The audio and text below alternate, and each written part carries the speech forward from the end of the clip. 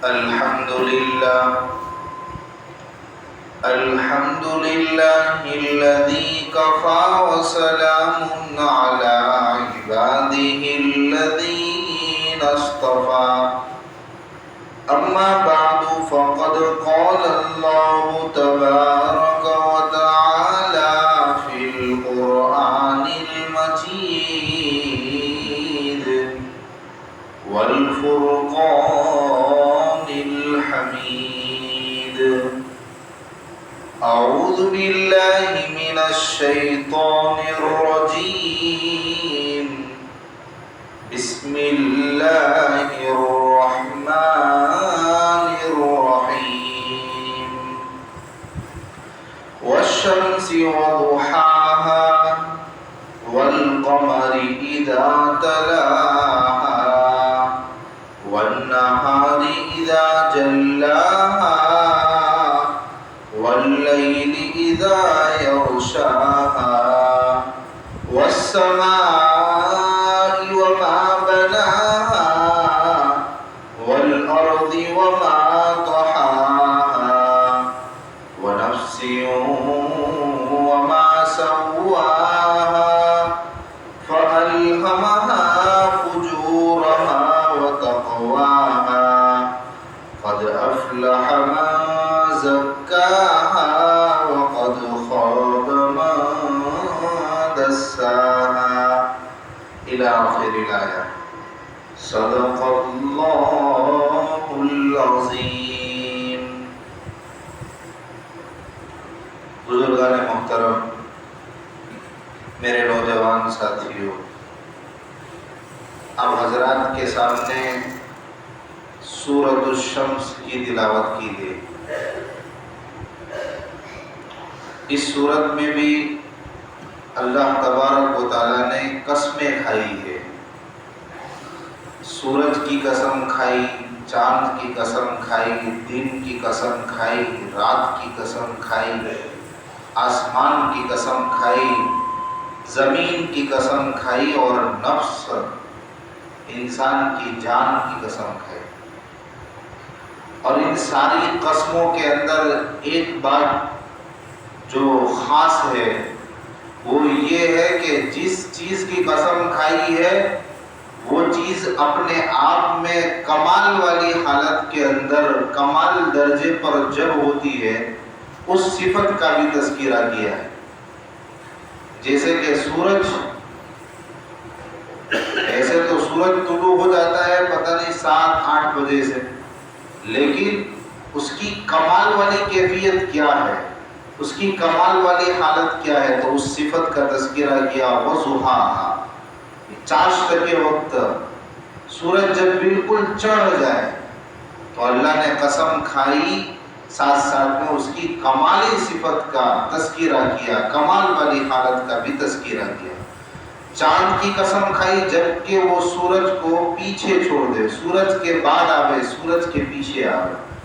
اس کے اندر کمال والی صفت یہ ہے کہ جب سورج بالکل ڈوبتا ہے، بالکل غروب ہوتا ہے، وہ ہوتا ہے مڈ مہینے میں، جبکہ درمیانی مہینہ ہوتا ہے.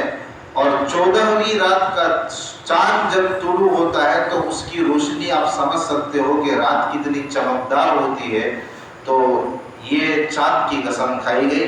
اسی طرح دین کی قسم کھائی جب کہ وہ روشن ہو جائے. اسی طرح رات جب کہ وہ سورج کو چھپا دے، ڈھانپ دے، یعنی بالکل اندھیرا ہو جائے، روشنی کا کوئی نام و نشان نہ ہو، تو یہ رات کا کمال درجہ ہوتا ہے، رات کی کمال والی ٹاپ والی حالت ہوتی ہے. تو قسم کھانے میں ان صفات کا بھی تذکرہ کیا ہے. اسی طرح آسمان کی قسم کھائی اور اس کے ساتھ صفت کا تذکرہ کیا کہ اس کو بنانے کی قسم، آسمان کی قسم اور اس کو بنانے کی قسم. یعنی آسمان کی تخلیق یہ کامل طور پر جبھی ہوگی جب آسمان مکمل طور پر بن جائے، تو یہ ساتھ میں صفت کا تذکرہ کیا. اسی طرح زمین کہ اس کو اللہ نے پھیلا دیا، زمین کی قسم اور اس کو پھیلانے کی قسم. زمین کی تخلیق مکمل جب ہوگی جب زمین کو ساری جگہوں پر پھیلا دیا جائے. اسی طرح نفس کی قسم کھائی، یہ امپورٹنٹ چیز ہے، نفس کی قسم کھائی، انسان کے جان کی قسم کھائی اور اس کو درست کرنے کی، اس کو بنانے کی قسم کھائی۔ ایک تو نفس ہے، جان ہے، لیکن اس جان کو اللہ نے درست بنایا، اس کی شکل، اس کی صورت، اعضاء کا تناسب اور ہر اعتبار سے ایک انسان کو، انسان کی جان کو، نفس کو بہتر سے بہترین بنایا۔ ایک تو نفس کی قسم اور اس کو بہتر بنانے کی، مناسب بنانے کی، درست بنانے کی قسم۔ تو ہر قسم کے ساتھ ایک ایسی صفت کا تذکرہ ہے جو اس کی کمال والی حالت ہوتی ہے۔ اب ان قسموں کا ہم ترجمہ سن لیں، پھر قسم کے بعد جو اصل مضمون ہے یعنی جواب قسم، اس کی طرف آتے ہیں۔ اللہ تبارک و تعالیٰ قرآن کریم میں فرماتا ہے والشمس وضحاها، اور سورج کی قسم اور اس کی روشنی کی قسم، اس کے چڑھنے کی قسم یعنی چاشت کی قسم، والقمر اذا تلاها، اور چاند کی قسم جب کہ وہ سورج کے پیچھے آئے، والنہار اذا جلاها، اور دن کی قسم جب کہ وہ سورج کو، وہ دن سورج کو خوب روشن کر دے، واضح کر دے، اور رات کی قسم جب کہ وہ سورج کو ڈھانپ ڈالے، چھپا ڈالے، والسماء وما بناها، اور آسمان کی قسم اور اس کو بنانے کی قسم، والارض وما طحاها، اور زمین کی قسم اور اس کو پھیلانے کی قسم، ونفس وما سواها، اور نفس کی قسم اور اس کو درست بنانے کی قسم۔ اور نفس کے اندر اللہ تبارک و تعالیٰ نے فجور کا مادہ بھی رکھا ہے اور خیر کا مادہ بھی رکھا ہے۔ اللہ نے انسان کے نفس میں، انسان کے دل میں فجور یعنی بڑے بڑے گناہ کرنے کا مادہ اور تقوی یعنی پرہیزگاری کا مادہ بھی رکھا ہے۔ اس کو ہم دوسرے الفاظ میں یوں کریے کہ ہر نفس کے اندر خیر کا مادہ بھی ہے اور شر کا مادہ بھی ہے۔ اب انسان پر ڈیپینڈ کرتا ہے کہ اللہ نے انسان کو ایک اختیار دیا ہے، وہ اپنے اختیار سے، اپنے قصد سے اپنی راہ اگر فجور والی راہ کی طرف، گناہ والی راہ کی طرف، شر والی راہ کی طرف لے جاتا ہے تو انسان اپنا معال سوچ لے، اس کا معال اور اس کا انجام کیا ہوگا۔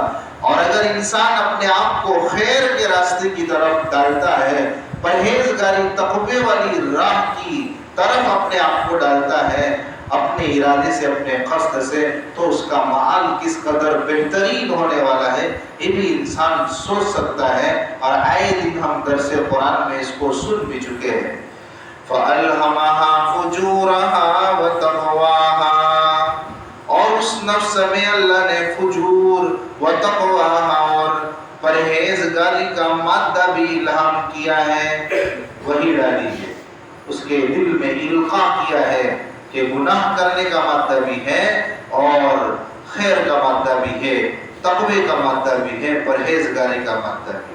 اب جو اہل تقوی ہے اور جو صحیح راہ اختیار کرتے ہیں، خیر والے راستے کو چنتے ہیں، ان کا انجام، اور جو برے راستے کو چنتے ہیں، فجور والے راستے کی چنتے ہیں، جو گناہوں کے دلدل میں پھنس کر اپنی عاقبت برباد کرتے ہیں، ان کا انجام اللہ بیان کر رہے ہیں۔ قد افلح من زکاها وقد خاب من دساها، یقیناً کامیاب ہو گیا وہ شخص جس نے اپنے نفس کا تزکیہ کر لیا، اپنی جان کو، اپنے نفس کو سنوار لیا اچھے اعمال سے، نبی کی تصدیق سے، رسول کی تصدیق سے، ایمان سے، اللہ پر ایمان لا کر اور اعمال کر کے اپنے نفس کو جس نے سنوارا وہ اللہ کی بارگاہ میں کامیاب ہو گیا۔ اور کون ناکام ہوا؟ کس نے اپنے نفس کو ملیا میٹ کر دیا؟ وہ شخص وقد خواب من دساہا، اور وہ شخص ناکام ہوا، نامراد ہوا جس نے اپنے نفس کو ملیا میٹ کر دیا، گناہوں کے دلدل میں پھنس کر اپنی عاقبت کو برباد کر دیا۔ اب اللہ تبارک و تعالی، آگے میں آیتیں پڑھوں، اس کا ترجمہ کروں، اس کے پہلے ہم ایک واقعہ سن لیتے ہیں جس کا تذکرہ سورت کے اندر کیا گیا اختصار کے ساتھ، اور کچھ صورتوں میں اس کا تفصیلی تذکرہ بھی آیا ہے۔ واقعہ کیا ہے؟ قوم سمود کا واقعہ ہے کہ اللہ تبارک و تعالیٰ نے کچھ قوموں کو اور اس میں سے قوم سمود کو ہلاک کیا. کیوں؟ ان کی شرکسی کی وجہ سے، گناہ کی وجہ سے. انہوں نے فجور والا راستہ اختیار کیا، تکذیب کی، رسول کو نہیں مانا، اپنے حضرت صالح علیہ السلام کو نہیں مانا، اسی طرح اللہ کے معجزے کی تکذیب کی، نہیں مانا، اچھے اعمال نہیں کیے، صحیح راستے پر نہیں آئے. تو ان کا انجام کتنا خطرناک ہوا اللہ نے اختصار کے ساتھ یہاں اس کا تذکرہ کیا ہے. آخرت میں تو ان کو جو عذاب ملنے والا ہے ہی بدکاروں کو، بد کرداروں کو، لیکن دنیا میں بھی اللہ کبھی کبھی جھنجھوڑ دیتے ہیں، عذاب دے کر ہلا دیتے ہیں. قوم کو اللہ نے ہلایا ہے کہ جس قوم کو اپنی طاقت پر ناز تھا، اس قوم کے بارے میں آتا ہے کہ وہ پہاڑوں کو تراش کر اپنا گھر بنا دیتے. اتنی مضبوط قوم تھی، اتنی طاقتور قوم تھی، لیکن جب وہ راہ راست سے ہٹی ہے تو اللہ نے ان کو بھی دے مارا ہے، اللہ نے ان کو بھی ہلاک کر دیا ہے، تباہ کر دیا ہے. یہ اللہ ہمیں متوجہ کر رہے ہیں کہ دنیا میں رہتے ہوئے ہم اچھے عمل کریں، اچھی راہ چنیں اور بری راہ کو نہ چنیں، برا راستہ نہ چنیں. اپنے نفس کو اچھائیوں پر ڈالیں، اپنے نفس کو برائیوں پر نہ ڈالیں. کیا واقعہ ہے؟ حضرت صالح علیہ السلام اپنی قوم کو خوب سمجھاتے رہے، ایک اللہ کی عبادت کرو. وہ بتوں کی عبادت کرتے تھے. اللہ کے نبی حضرت صالح علیہ السلام اس قوم کو اپنی استطاعت کے مطابق خوب سمجھاتے رہے. یا قوم اعبدوا اللہ ما لکم من الہ غیرہ، اے میری قوم اللہ کی عبادت کرو، اللہ کے سوا کسی کی عبادت نہ کرو. لیکن وہ قوم ماننے کے لیے تیار نہیں، اس نبی کی تصدیق کرنے کے لیے تیار نہیں، اللہ کو ایک ماننے کے لیے تیار نہیں. اور انہوں نے ڈیمانڈ کی، ہم آپ کو مانیں گے، اللہ کو مانیں گے، لیکن ہماری ایک ڈیمانڈ ہے، اس کو پورا کرو. حضرت صالح علیہ السلام نے کہا کیا ڈیمانڈ ہے؟ تو پہاڑ سے اونٹنی نکالو، پہاڑ سے اونٹنی نکالو. تو یہ معجزہ ہم کو دکھاؤ، ایک ایسی عجیب و غریب چیز کر کے دکھاؤ کہ جس کو ہم دیکھیں تو ہم آپ کو مانیں، آپ کے اللہ کو مانیں. خیر، اللہ تبارک و تعالیٰ نے پہاڑ سے، چٹانوں سے ایک اونٹنی کا ظاہر فرمایا، پیدا فرمایا کہ کسی بھی طریقے سے یہ قوم مانے، اللہ کو مانے. لیکن اس قوم نے اس معجزے کو دیکھنے کے بعد بھی ناشکری ہی کی، نافرمانی ہی کی، اللہ کو نہیں مانا تو نہیں مانا. اب ظاہر سی بات ہے کہ اللہ نے معجزے کے طور پر کسی چیز کو ظاہر فرمایا ہو تو اس کا احترام کرنا پڑتا ہے، اس کا احترام کرنا واجب ہے. اس قوم نے تو مانا بھی نہیں اور ساتھ ساتھ میں اس اونٹنی کو ستایا بھی. پہلے تو کہاں مانا. حضرت صالح علیہ السلام نے سمجھایا، بار بار قرآن کی آیتوں میں تذکرہ ہے کہ بھئی ذرا سنبھل کے رہنا، یہ اللہ کی اونٹنی ہے، یہ نبوت کی دلیل بن کر اللہ نے اس کو ظاہر فرمایا ہے. اس کا احترام کرنا، اس کے بارے میں برا سوچنا بھی مت، اپنے دل میں برا خیال بھی مت لانا کہ اس کو نقصان پہنچائے.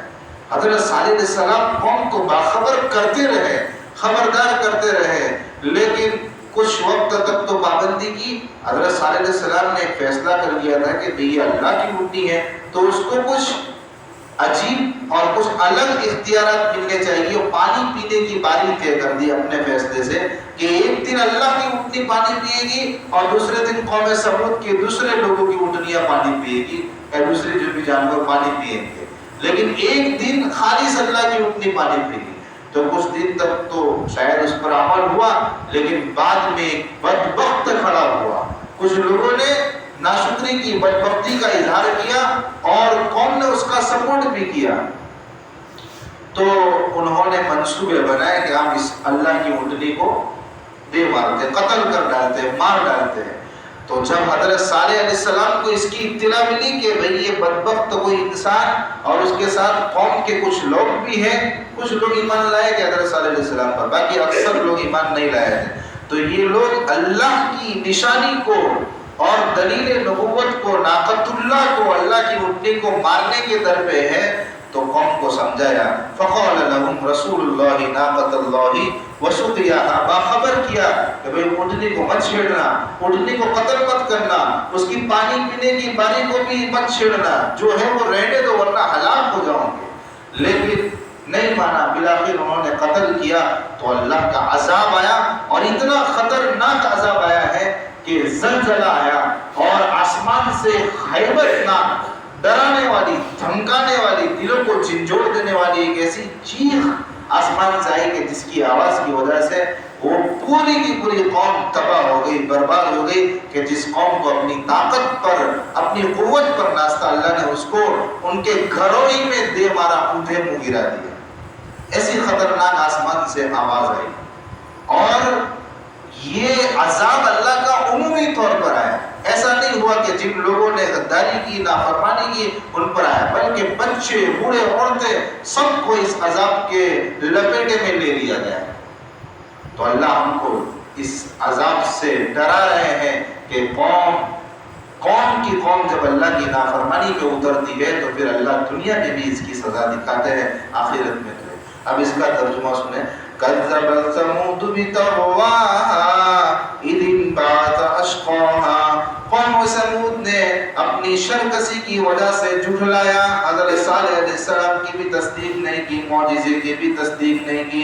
اذ انبعث اشقاها، ان میں سے ایک بدبخت انسان کھڑا ہو گیا۔ کیوں کھڑا ہوا؟ قتل کرنے کے لیے۔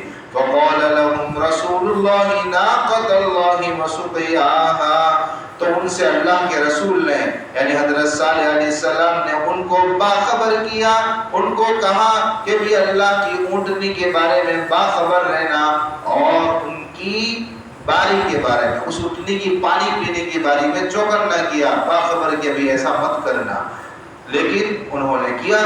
فَكَذَّبُوهُ فَعَقَرُوهَا، انہوں نے حضرت صالح علیہ السلام کی بات کو جھٹلایا اور اونٹنی کی کچھ کاٹ ڈالی، پاؤں کاٹ ڈالے، بلاخر اس کو قتل کر دیا۔ تو پھر اللہ کا عذاب آیا۔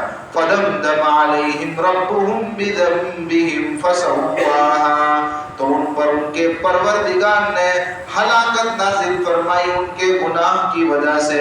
وَلَا يَخَافُ عُقْبَاهَا، اور اللہ کو ان کے اس انجام کی کوئی پرواہ نہیں ہے۔ اس کا مطلب کیا ہے؟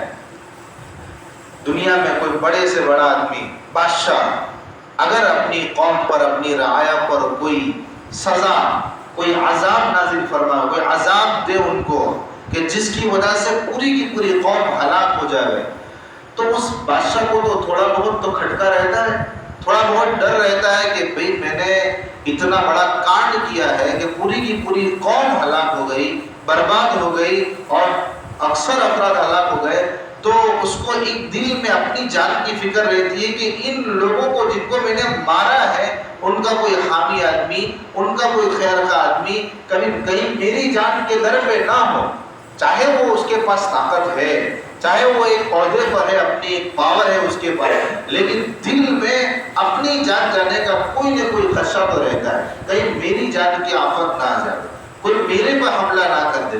تو اللہ تبارک و تعالیٰ نے تو پوری قوم کی قوم کو ہلاک کیا، لیکن اللہ دنیا کے بادشاہوں کی طرح تھوڑی بادشاہ ہے، اللہ تو سلطان الصلاطین ہے۔ اللہ نے یہ کارنامہ کیا کہ قوم سمود کو ہلاک کیا اور اتنی خطرناک ہلاکت ہوئی، لیکن اس کے باوجود بھی اللہ کو اس کی کوئی پرواہ نہیں، اللہ کا کوئی کیا بگاڑ سکتا ہے۔ تو خیر، آج کے درس قرآن سے، سورۃ الشمس کی تفسیر سے ہمیں کیا سبق ملتا ہے؟ ہمیں یہی درس، ہمیں یہی پیغام، ہمیں یہی سبق ملتا ہے کہ اللہ نے ہمیں جو زندگی دی ہے بڑی قیمتی ہے، یہ نفس خیر اور شر دونوں کا عادی ہے، ہمیں اس کو خیر والے مادے کی طرف لے جانا ہے، خیر کی طرف لے جانا ہے، خیر اپنے نفس کو سنوارنا ہے، اپنے نفس کو بگاڑنا نہیں ہے، ورنہ گناہوں کا عادی نفس بن جائے گا، گناہوں کے سمندر میں، گناہوں کے دلدل میں اگر دھنس جائے گا ہمارا نفس، تو پھر اللہ کے عذاب کے حقدار بنیں گے ہم آخرت میں، اور دنیا میں اگر اللہ ہمیں عذاب دے، سزا دے، تو ہم اس کی داد نہیں لا سکیں گے، ہم کمزور ہیں۔ یہ طاقتور قوم تھی، چٹانوں کو ہلا دینے والی، اس کو تراش تراش کر مکان بنانے والی قوم کا کچھ نہیں آیا، تو ہمارا اور آپ کا کیا ہوگا؟ ہمارا اور آپ کا کیا ہوگا؟ اس لیے ہمیں اللہ کی طاقت کو، اللہ کی قدرت سے ڈرنا بھی ہے، اور ڈرتے ڈرتے اپنے آپ کو اچھے کام میں لگاتے رہنا ہے، برے کام سے بچتے رہنا ہے۔ اللہ ہم سب کو عمل کی توفیق عطا فرمائے۔ صدق اللہ العظیم۔ آگے انشاءاللہ سورہ بلد ہے، اس کی تفسیر کی۔ صدق اللہ۔